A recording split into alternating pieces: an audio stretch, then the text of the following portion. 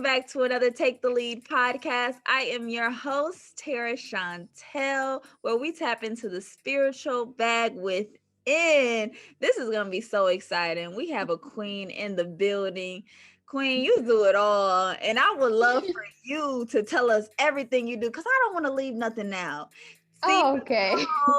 You are such a powerhouse, such a giving spirit that you are just being of service to the youth, everything you do. But please introduce yourself for us. So hi guys, I'm C.Nichole. The C stands for Kristen. People don't really know how to pronounce it correctly, so I just go by C.Nichole. But I am, first, I'm an international nonprofit founder for Pan-African think tank on the mission to bridge the gap between Africa and the African diaspora. I'm a singer-songwriter right now, currently released Pan-African Think Tank Volume 1, just a Tribal Trill drama EP to talk about positive things regarding to people of African descent. I'm also an author. I've authored the American presidential parties, the relevance to people of African descent, but I'm also a children's book author, and I have a book out called The Rain Africa. Just wanted to market Africa in a positive light to kids. I have my own marketing company as well, and I'm a world traveler. To date, I've been to 99 countries. Let's get it. So do you travel alone?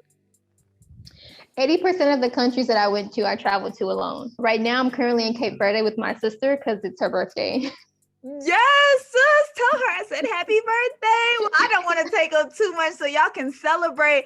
So with that, how is it? Because how you said 80% of the time you are alone and you're just experiencing different continents at that spectrum too, and learning so much about yourself. What have you learned? Take us through the process of just enjoying your own company.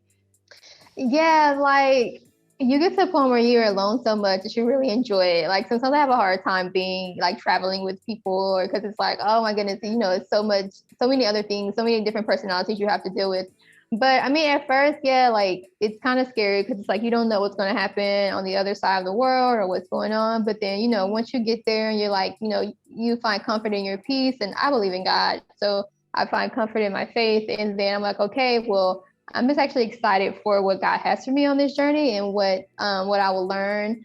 Something I have learned about myself is I'm more compassionate than I thought. Maybe, empathy grew as traveling grows as well. You go to places where you realize like, you're super blessed. Like I tell people I'm already rich because there's people in the world living on like $1 a day. Mm-hmm. And to see that and, you realize, you're blessed, you have a lot going on.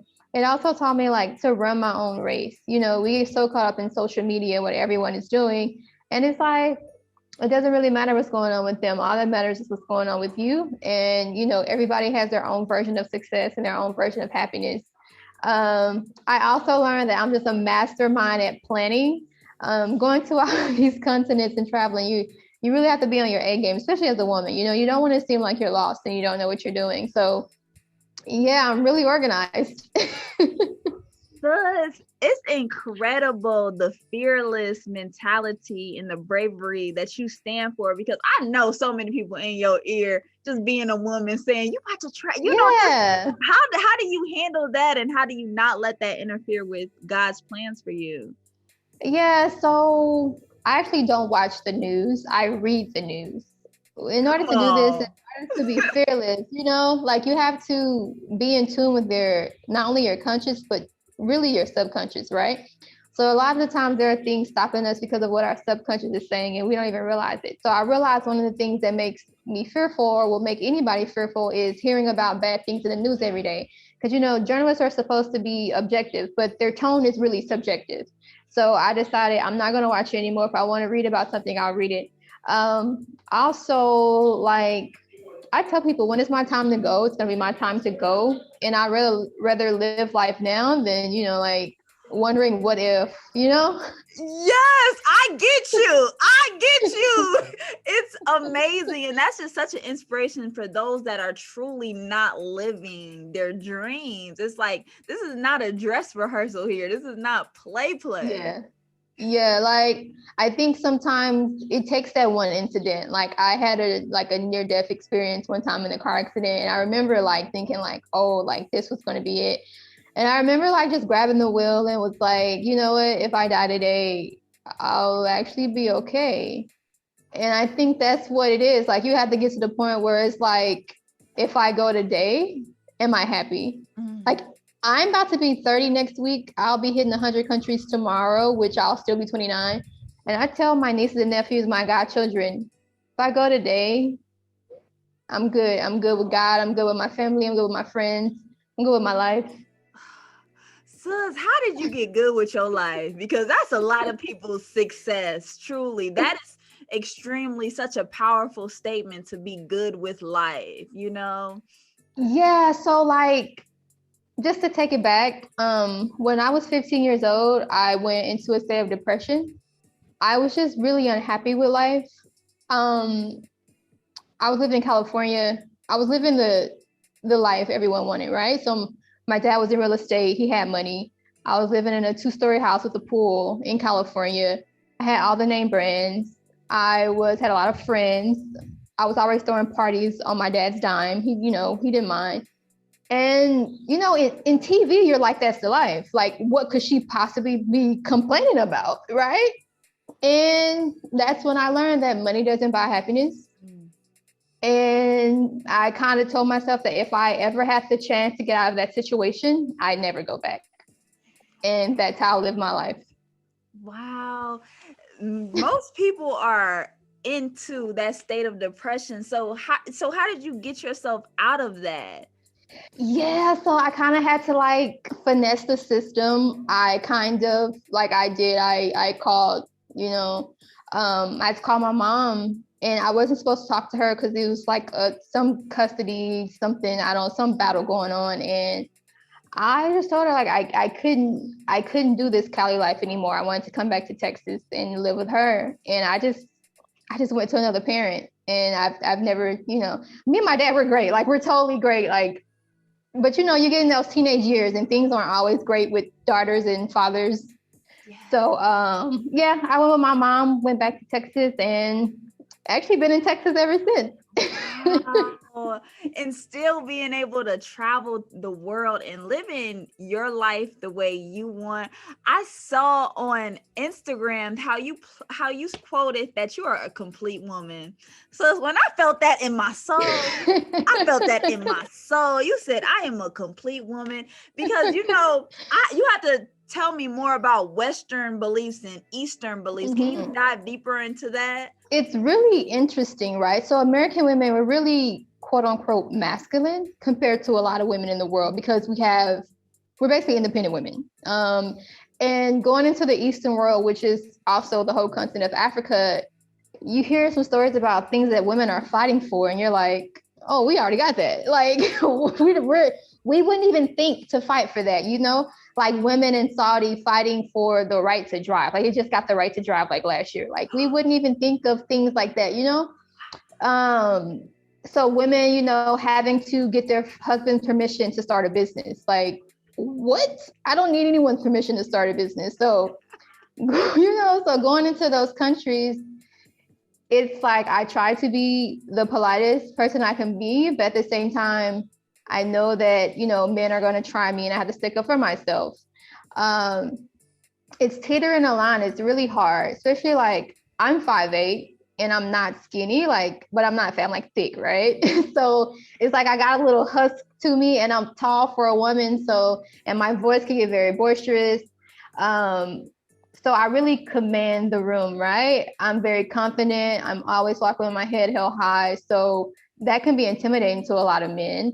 And it just is what it is. And I can't change that fact. I'm always fighting for women everywhere around the world. I just came from Angola, where someone wanted me to change clothes. And I told them, no, I'm not putting on anything longer. It's not like my booty is out to begin with. They was like, well, it's because you have no respect for me. And I was like, no, you have no respect for me, that I'm literally every day, like, fighting for these things that women are fighting for all over the world. And I'm not going to backtrack us. So it's so many things, you're not seen as a complete woman when you're not married, if you don't have kids. And one thing I always tell people, I came into this world alone. So you're telling me that I need someone else to make me a complete person. That's the opposite of wisdom, right? Wisdom tells you to be a complete person on your own, and anyone else is an addition. Wow. Save that again for the people in the back. Yes, I'm trying to tell y'all, like, unless you can be 100% with yourself, don't go out there looking for anyone else or anything else. Like, be at home with yourself first. Mm. And that is like the most powerful thing you can do. But like in America, like I observe, we don't even understand that we really do have it good over here. How we can work and vote and drive. Yeah. I didn't even know that. I mean, we're still fighting, of course, equal pay and things of such, but compared to other places in the world, we kind of like have it all, you know? Yeah, it's just now it's about understanding that and just shifting our mindset to self-love as women and having Yes. that confidence. How did you build up your confidence, fall madly in love with yourself? So growing up, I was fat, like typical fat girl in school. People always talk about you, but I always had family love. Like I've never been without family love. My parents always showed me love, even if they were not good together or if they were separated. They never, portrayed that on me. There was always love. So yeah, I still was insecure though because I was fat. But then like one summer, I kind of like lost all the weight, and I started looking at the world differently because I would notice that like people used to talk bad about me now wanted to be my friend all because of looks. And so that's when I realized that, people are really shallow, and self-love shouldn't be what you look like on the outside. It should be like what you feel like on the inside. And even as a fat girl growing up, I was always happy on the inside because I always had that love. So like you said, it was about shifting your perspective, right? So we're too busy looking at the outer for self-love when we should be looking at the inner for self-love, right? So my parents, they were not rich, right? My mom was like, I don't even know if this is even a word, but like upper poor class. Like my mom never had a lot of money. My dad was like middle class. So he was the one who had the money. So we did not get everything that we want, but we had everything that we needed. And so thinking about things like that, like you kind of live in a good life, you have a family that loves you. It shouldn't be that hard to love yourself, So you have to look at inner, like, why can't you love yourself? So I just got to the point where like in high school, like 9th grade, 10th grade, that I kind of like stopped worrying about finding myself and started worrying about creating myself. Like, what do I not like here from this person? Okay, I won't put that in myself. What do I like from this person? Okay, I'll put that in myself. So being able to create yourself, you should automatically love that, right? Because you got to pick every piece of you. And so that was the journey to like just self-love, because I created everything that I liked in the people that I saw. Wow, that is so profound because they have us in this society feel like we have to find ourselves. We was never lost. This society is lost.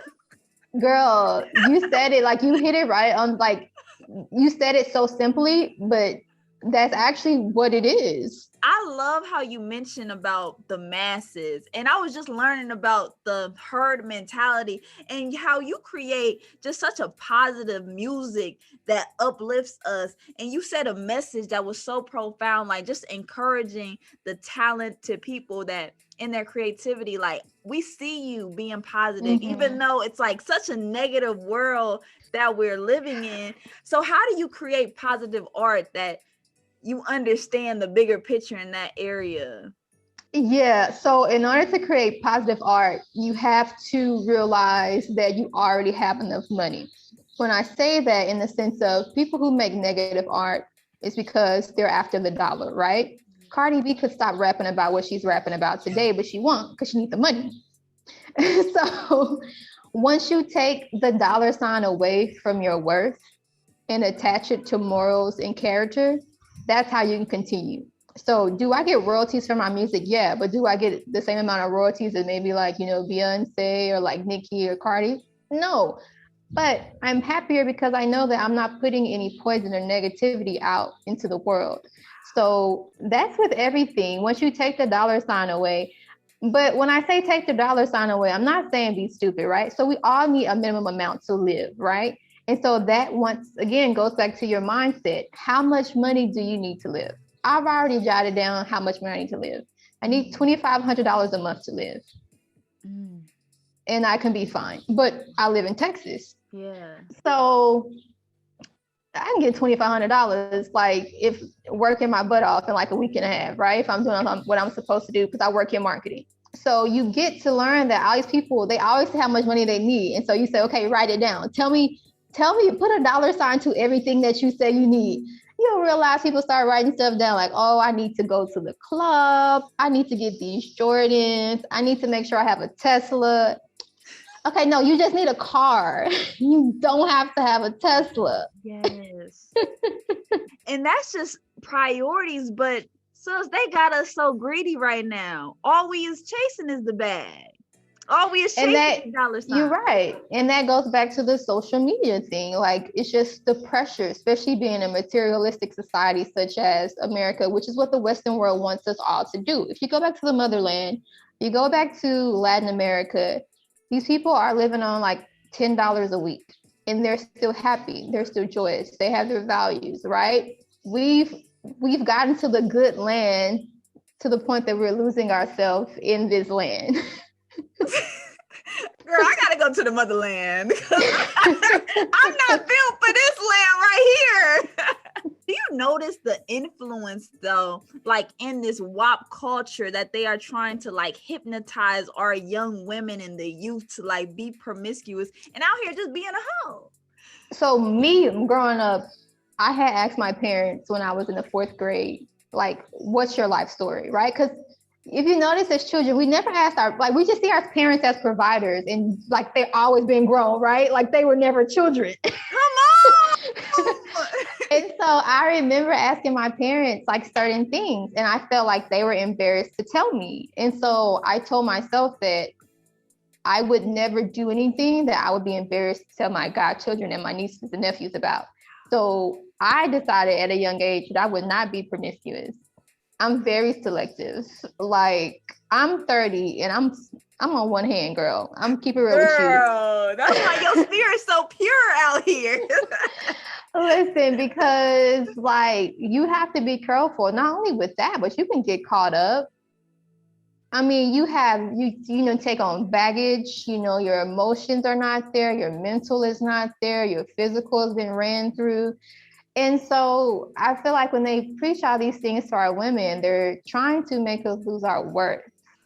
We already know that we're goddesses, we already know that we come from the first people of this earth. So they're trying to mentally downgrade you.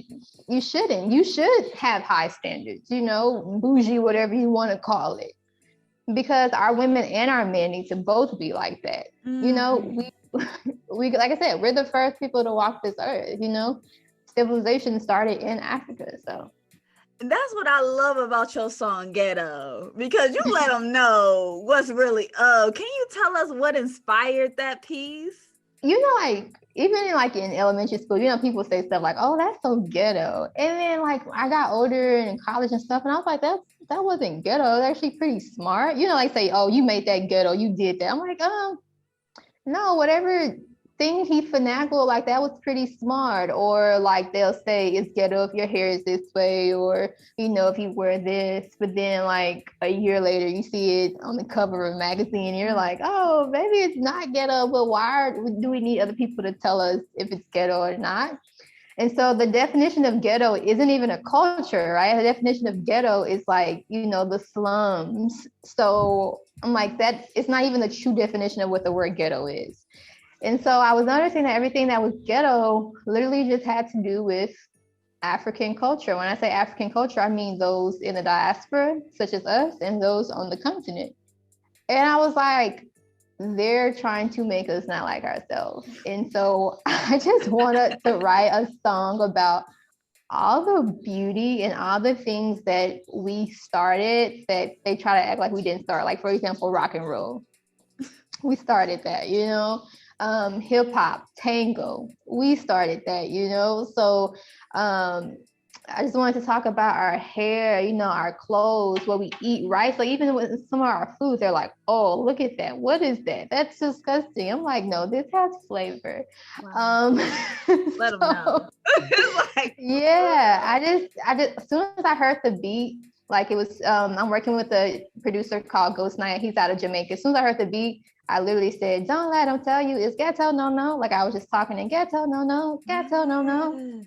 And then I was like, okay, yeah, I know what this is going to be about.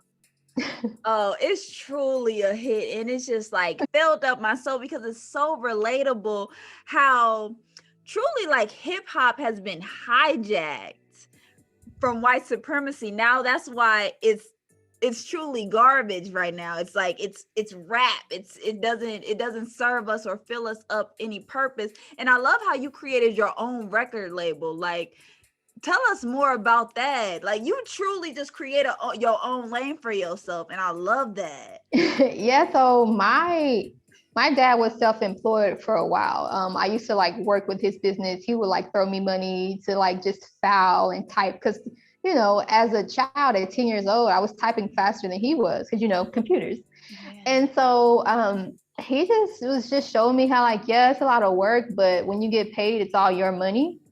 And I remember when I was like 14, 15, because like a few years ago, my dad still had this blackboard and he showed me where I had wrote like what I needed to do to start a business. Like it had like LLC and, you know, getting the name and the trademark and all that. And I looked at him and I said, oh, I've done that like 6 times over. And so he was like, yeah.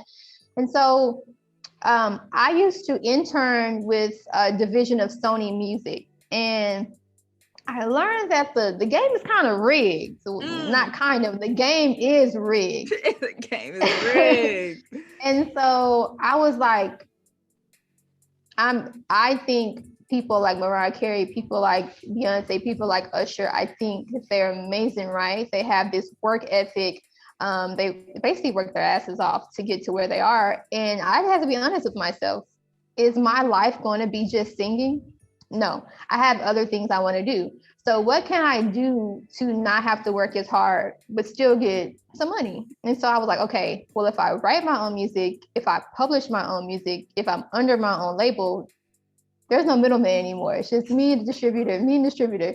And so that's what I did. I was like, I'll just start my own label so I don't have to worry about anybody. I don't have to listen to anybody. I mean, I can pay for a consultation, but it's at the end of the day, it's still up to me if I want to do it or not. And so I am very controlling and a tyrant in that sense to where my brand is everything and I don't want it tarnished. So if I could just do it myself, I will. And so I named it Kensington Music Group because that was the first city that I went to when I left the US. I went to school in London for a bit and I stayed in Kensington. So I named it that. Wow.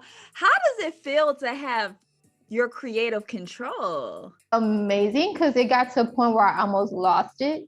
I had decided to bring in a team to just try to catapult me faster. You know, you get in that mindset where like, man, I'm getting older. I probably should get a bigger team to like help me, you know, grow faster. And I got with the team, paid them all this money to, you know, get me to where I thought I wanted to be. And they were trying to change everything, like the sound, you know, what I was wearing. They wanted me to lie about my age.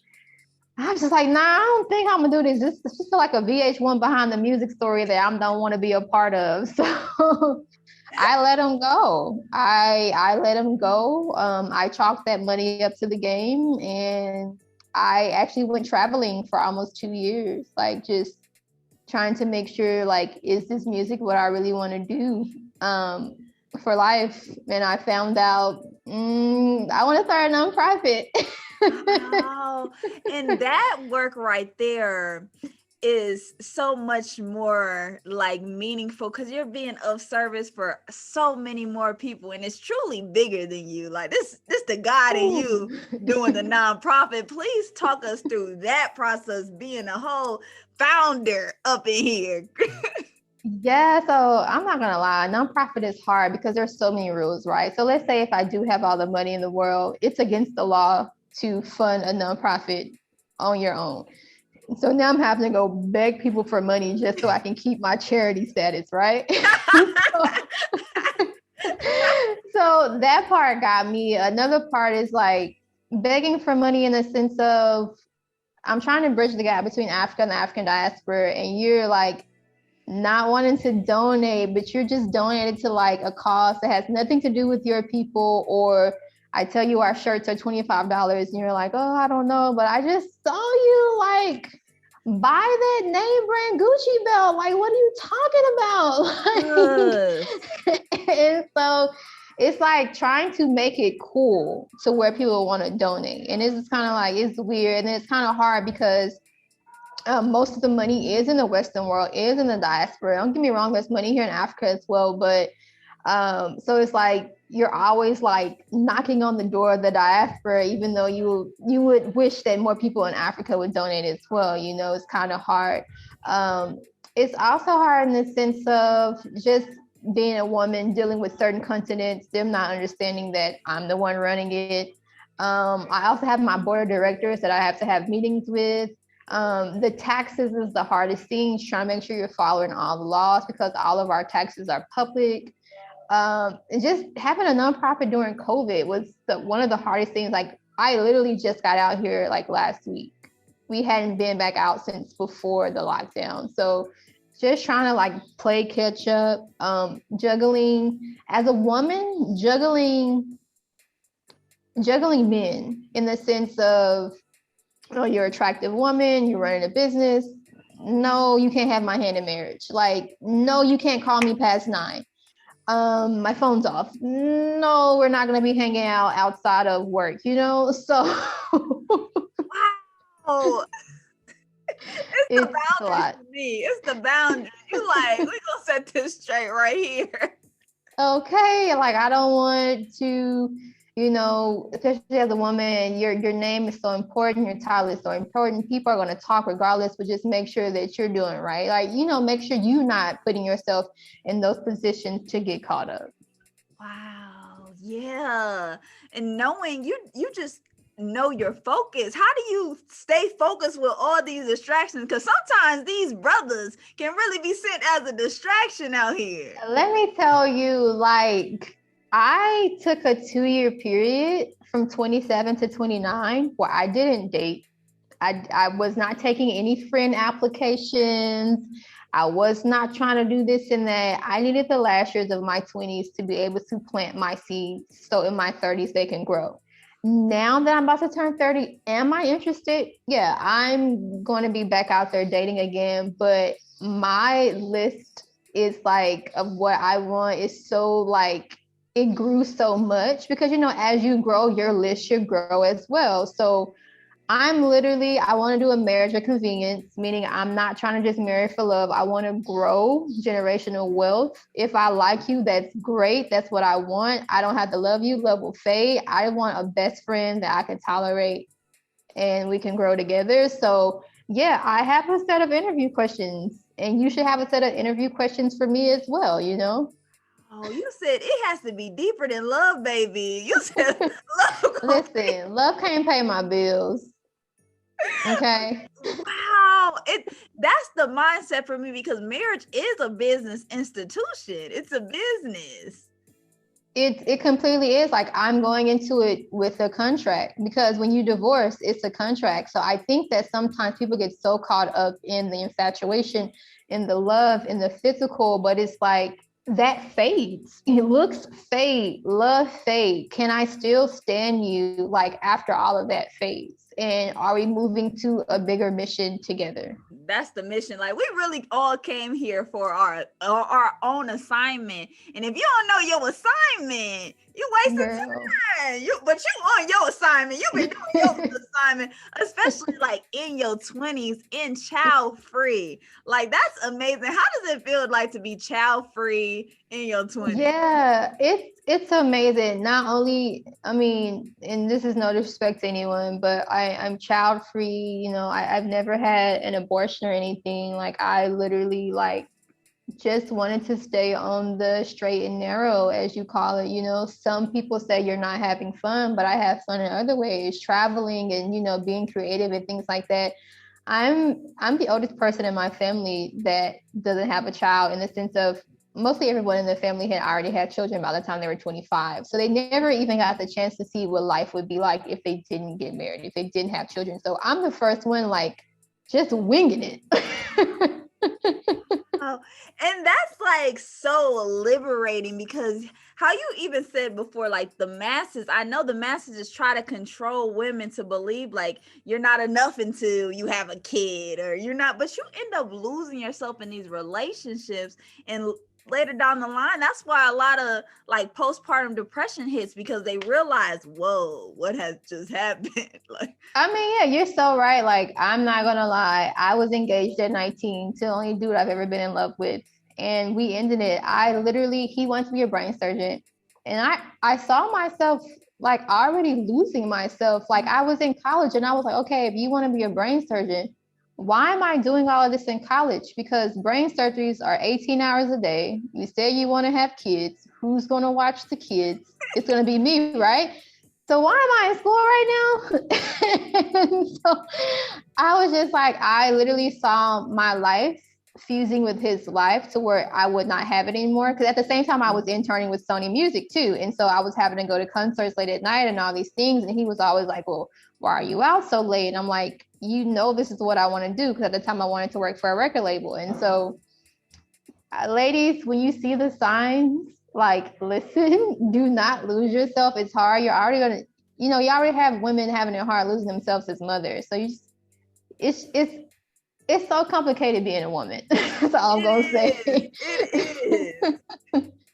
And that's why they say, like, he who finds a wife finds a good thing, because we the good things that help things get in order. Like, yes. and I just love how you just know your worth. And I would love for you to just give us some advice to really step into our own power like this. You were a boss woman, a founder, an author. You're just in your power, sis. Thank you so much. Advice that I would give. So the first thing I always say is, what God has for you will be for you. Run your own race. Stop looking around at everyone else. Do what you need to do. Set your goals. Get them done. Respect yourself. Keep the faith. Know your worth. Sustain your peace. Not only know your worth, but also respect your worth. That's something that I saw like a few weeks ago, and I was like, yeah, respect your worth, because you can know it, but you need to respect it as well. Be one with yourself, in the sense of, I really want to challenge you to tap into your subconscious, right? So what are those things that you're dreaming about? Why are you feeling that way? Listen to your gut, listen to everything, write everything down. I do a 12 to 15 month plan. Yeah, you may not finish everything, but you can roll it over, but it'll kind of show you, like, what are you doing month by month? Have a plan, get a routine together. As women, I will also tell you to pick up something to protect yourself. I started judo a few months ago. So just something to, you know, release and to protect yourself mentally, physically, emotionally, spiritually. Yeah, find your place of peace. Once you find your place of peace, like, anything else that bothers you, you'll be able to go to that place, and then you'll be able to get yourself together. Yeah, those are the things that I live by. Wow, that is like a blueprint right there that you just gave us. Like, it's like from spiritual, like mind, body, and soul. You just got to get right in all avenues. Powerful, just how you balance the life that you have and the empire that you are building for yourself and what you are doing. I just want to give you your flowers right now. First, before we close, though, I want you to let us know what you have coming up and how can we support you in any way.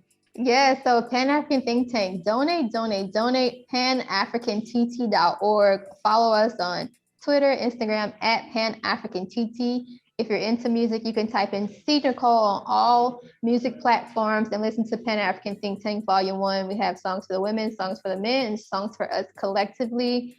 The Rain Africa, which is a children's book, is out everywhere you buy books. We have The Rain North and South America coming out this year in October, so make sure you collect them all.